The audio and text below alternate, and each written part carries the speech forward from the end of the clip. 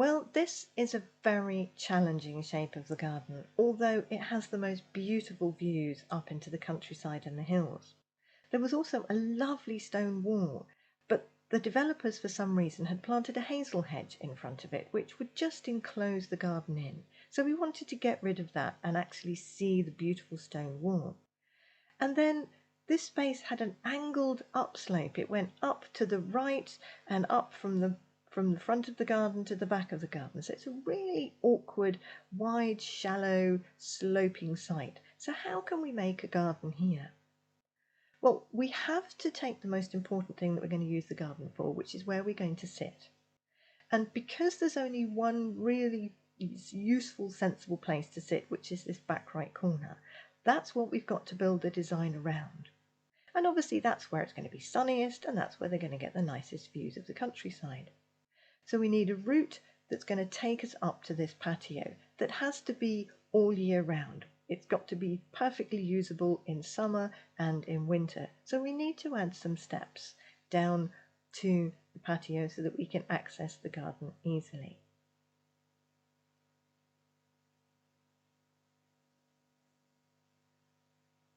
So I just take that out. Now, when you have different slopes in a garden, you can level off and make the garden feel more uniform and less dictated by the landscape if we impose our structures on it.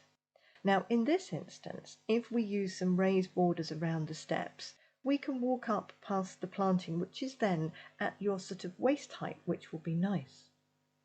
We can then excavate just a small area of ground to give us a flat, level lawn, which will be visually nice to look at when we look from the windows out onto the garden. It also will provide a backdrop. There will be a sort of an arcing, actually I don't want a circle there, let's just get rid of that. There will be an arc of raised border that we can then plant into, so our view from the house into the garden will be attractive, and then we can look up the hill to the sky beyond. So if I put in a raised border around this lawn, you can see that we now enclose the lawn, but it automatically creates another possible route through the garden. Now, this is a slightly more leisurely walk through. So perhaps we can just use a couple of sleeper steps just set into the slope that we can just step up the garden and wander along the back wall past all our planting to the seating area.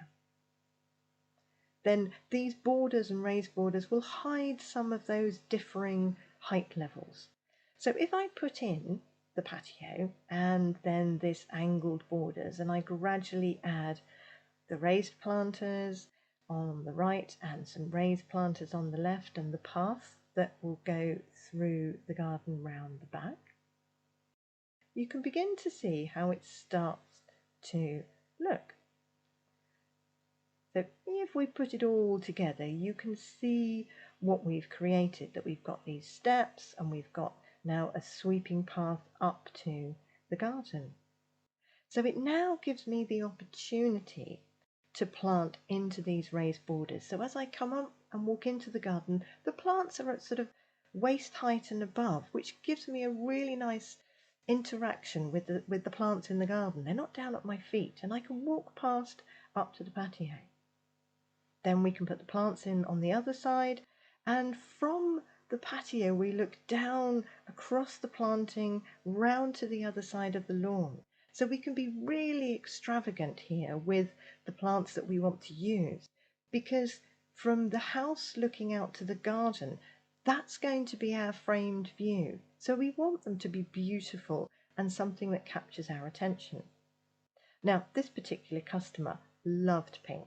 So we were going to add a lot of pinks and purples and beautiful flowers in this border so that she could walk around the garden. So if I show you a finished picture, what I've done is I've taken two images, one looking to the left and then one looking to the right. You can see how we can pack a lot of planting into a little tiny space.